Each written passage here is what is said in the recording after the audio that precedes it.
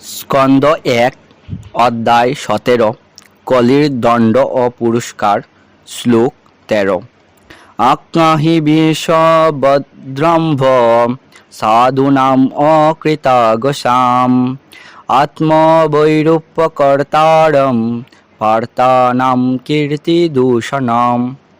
হে বৃষ, আপনি নিরপরাধ এবং সম্পূর্ণ সাধু প্রকৃতির, তাই আপনার সর্বাঙ্গীন মঙ্গল হোক। দয়া করে আপনি আমাকে বলুন, কোন দুষ্টজনে আপনার অঙ্গ ছেদন করেছে, যার ফলে পিতাপুত্রদের যশ ও কীর্তি কলুষিত হচ্ছে। আপনার সর্বাঙ্গীন মঙ্গল হোক। দয়া করে আপনি আমাকে বলুন, কোন দুষ্টজনে আপনার অঙ্গ ছেদন করেছে, যার ফলে পিতাপুত্রদের যশ ও কীর্তি কলুষিত হচ্ছে।